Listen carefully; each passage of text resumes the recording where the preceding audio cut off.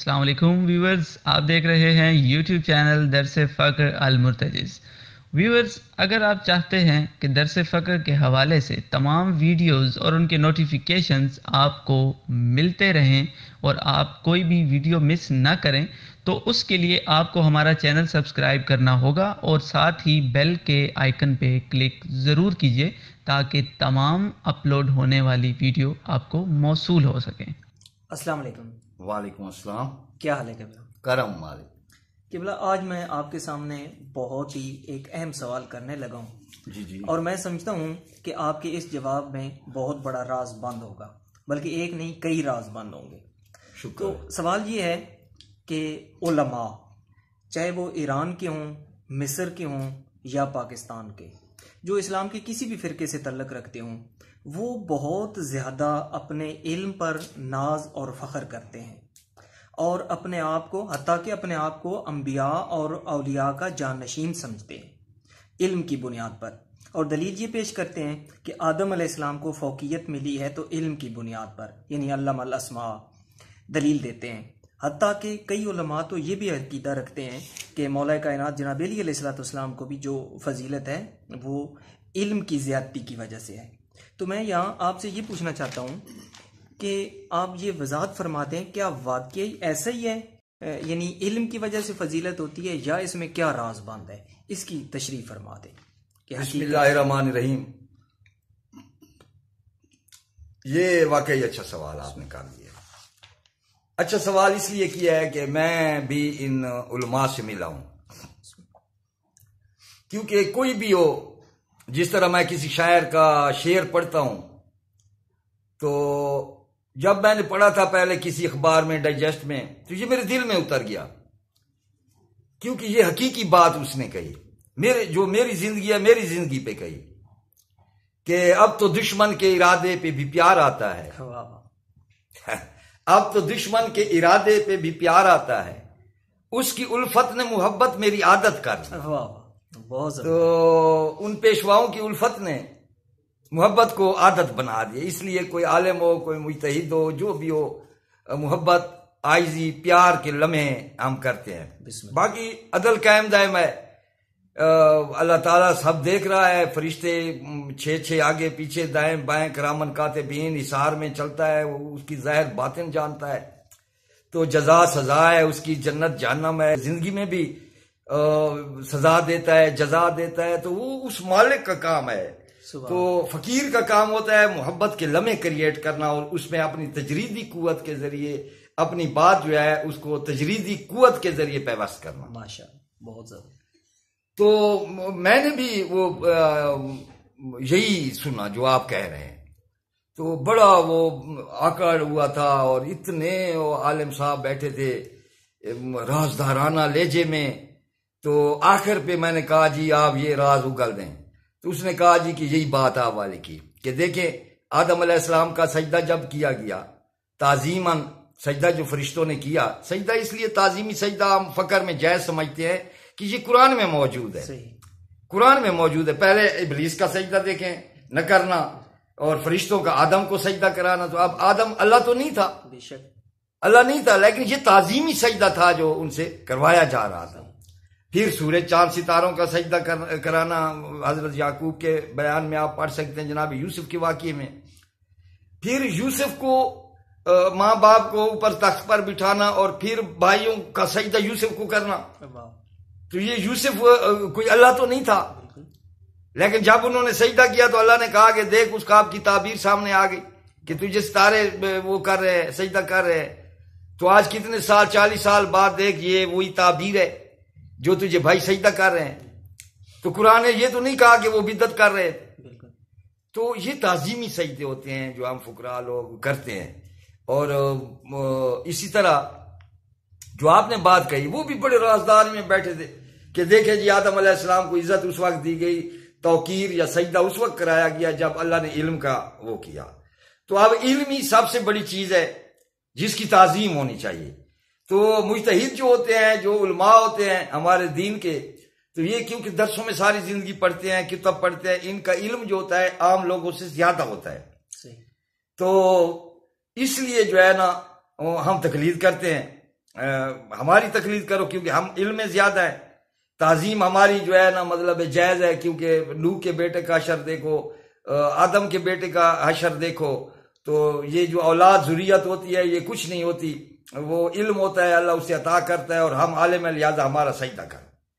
تو میرے ساتھ ایک دو بار یہی بحثیں ہوئیں. تو ایک بار ایک سرگودے میں تھے، سرگودے کا جو مولوی صاحب ہیں محمد حسین ڈھکو، تو وہ اس کی تقریریں میں نے سنی ہیں. وہ جو ہے نا نفرت ہوتی ہے، تنقید ہوتی ہے، علمی تقریر وہ بہت کم کرتا ہے. جس طرح میں نے پچھلے دن ان کا خطاب ایک سنا، وہ کہہ رہے تھے کہ ہر چیز کی حد ہوتی ہے، کوئی طریقہ کار ہوتا ہے. نماز کو دیکھیں تو پیش نماز کے لیے اللہ نے شرائط بیان کی ہیں کہ ایسا ایسا ایسا ہونا چاہیے، اور پھر جو ہے نا وہ نماز پڑھا سکتا ہے لوگوں کو. لیکن ہمارے جو ممبر حسین ہے اس کا کوئی تقدس نہیں ہے، جو آ جاتا ہے اس سے کچھ نہیں پوچھا جاتا، جیسے قسم کے لوگ آ جاتے ہیں. تو لہذا کوئی صاحب علم اور مجتہد کو آنا چاہیے یہاں پہ. تو دیکھیں یہ نفرت ہے. اب نماز اور چیز ہے، حسینیت کا مقدمہ اور چیز ہے، بی بی کا مقدمہ اور چیز ہے. اب اس کو نماز کا مثال دے کر یہاں منطبق کر رہا ہے.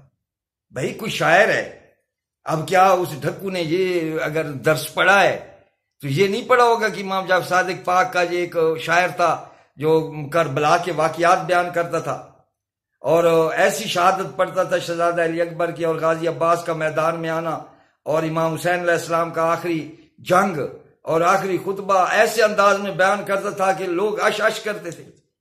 اور ائمہ نے ایسے ذاکروں کے لیے، ایسے شاعروں کے لیے جو ہے وصیتیں پڑھے. آپ بہار الانوار اٹھا کر دیکھ لیں، سیرت ائمہ کی کوئی کتاب اٹھا کر دیکھ لیں، بہت سے ائمہ آپ کو ملیں گے جنہوں نے وصیت میں ذاکروں کے لیے فیسیں چھوڑی کہ یہ تھیلی ان کو دے دینا، یہ فلاں مجلس کی دے دینا، یہ محرم کی دے دینا. تو یہ فیسیں وہ لیتے ہیں لوگ. جی حسین کا وہ جی خون بیچ رہے ہیں. بھئی خون کیوں بیچ رہے ہیں؟ وہ اپنا فن بیچ رہے ہیں، وہ اپنی آواز کو بیچ رہے ہیں. کیا اب جو ذاکر ایک آدمی ہے، وہ جس طرح تولائی سخیلوی کو ایک کہا ٹی وی والی نے کہ دیکھیں جی خان صاحب ملک نے آپ کو اتنا کچھ دیا ہے، آپ نے قوم کا کوئی گانا نہیں گایا، پاکستان کا کوئی گانا نہیں گایا، تو ملک نے آپ کو اتنا کچھ دیا ہے. تو اس نے کہا ملک نے مجھے کیا دیا ہے؟ میں تو ویٹر تھا، ہوٹلوں پہ تھا، ملک میرے پاس چل کر آیا کہ آؤ خان جی یہ تخت ہے، یہ لینڈ کروزر ہے، آپ اس پہ بیٹھ جائیں. ملک نے مجھے کیا دیا؟ میں نے ملک کو انکم ٹیکس دیا، میں نے ملک کا نام گانوں گیتوں کی صورت میں دنیا کو سکھایا. تو وہ میرے والی بات کر رہا تھا. یعنی میں حیران ہوتا ہوں. ایسے مشرف صاحب کی میں عزت کرتا ہوں، اس کی اچھی باتیں بھی بہت ہیں، جیسے میڈیا کو آزاد کر دینا، جیسے ڈیموکریسی کے ساتھ لگاؤ اور مطلب حق سچ کہنا. تو اس کی اچھی باتیں بھی تھیں لیکن اس میں بری باتیں بھی تھیں، بری باتیں بھی اس نے بہت کی ہیں. تو یہ دونوں اس کے پہلو تھے. جو بات میں آپ کو کرنا چاہ رہا تھا وہ یہ تھی.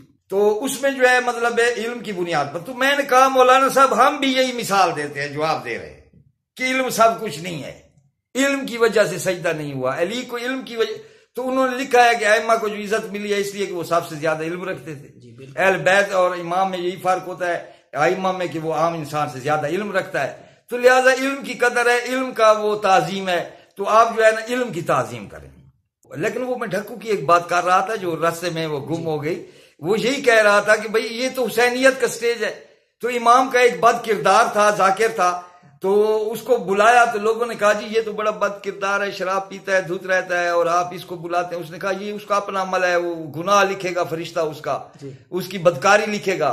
لیکن یہ یہاں جو عمل کرتا ہے اسٹیج پہ حسینیت کا، وہ مطلب ہے اپنی دلیلوں کے ذریعے شاعری میں ڈھال کر لوگوں میں جو وہ حسینیت کا اور واقعہ کربلا کی حقانیت کی جو وہ تسلیم کرواتا ہے اپنے فن کے ذریعے، تو یہ اس کے ثواب والا حصہ ہے. تو ہمیں اس سے پیار ہے جو اس کی نیکیاں ہیں. تو یہ جو ہے نا اسی طرح جو ہے نا وہ علم کی وہ بات کرنے. تو میں ہنس گیا، میں نے کہا جی کہ ہم بھی یہ فقراء بھی یہی مثال دیتے ہیں. اس نے کہا بھئی آپ کیسے دیتے ہیں؟ میں نے کہا جی اس لیے دیتے ہیں کہ آدم علیہ السلام کو اگر ملائکہ کو اس نے لاجواب کر دیا، جس میں مقربین بھی ہوتے ہیں، مقربین میں ایک فرشتہ وہ بارشوں برسانے والا ہوتا ہے، حضرت میکائیل علیہ السلام اس کا ماتر ہے. تو اسے جو برسات ہوتی ہے اس کی جو بوندیں گرتی ہیں اس کا وزن بھی انہیں معلوم ہوتا ہے. اور کہاں کہاں پہ برسانی ہے یہ بھی انہیں معلوم ہوتا ہے. تو اس کو لاجواب کر دیا آدم نے علم میں. تو لیکن اگر اتنا بڑا عالم تھا تو آگے بھی تو قرآن پڑھیں. آپ یہیں پہ آپ کا رک جاتے ہیں. اگلی آیتیں پڑھیں کہ اس کا سلوار ہم نے اس کو ننگا کر دیا, اس کی شرم گاہوں کو. یہ لفظ ہیں قرآن کے کہ ہم نے اس کی شرم گاہوں کو ننگا کر دیا. اور وہی لفظ ہیں جو ابلیس کے لیے تھے, اخرج منا, نکل جاؤ ادھر سے. وہی آدم کے لیے لفظ ہے. اگر علم سب کچھ ہوتا تو اتنا بڑا عالم جو مقربین کو لاجواب کر رہا ہے وہ اس طرح ننگا کر کے بھگا دیا جاتا کہ اخرج منا. اور ادھر حسن حسین ابھی کسی درس میں نہیں گیا اور رسول کہتا ہے الحسن والحسین شباب اہل جنت, یہ جنت کے سردار ہیں, جوانان جنت کے سردار ہیں. تو معلوم ہوا کہ علم نہیں, اس کی یشا, اس کی رضا, اس کی چاہت. کیونکہ وہ فرماتا ہے کون تو کنزن مخفی, میں تو چھپا ہوا خزانہ تھا, میں نے چاہا. یہ اس کی چاہت ہے. یہ علم پہ فضیلت نہیں دی گئی, یہ علم کی وجہ سے فضیلت نہیں دی گئی, بلکہ اس کی چاہت ایسی تھی کہ اس کو ایسا بناؤ کہ کوئی ان جیسا نہ ہو.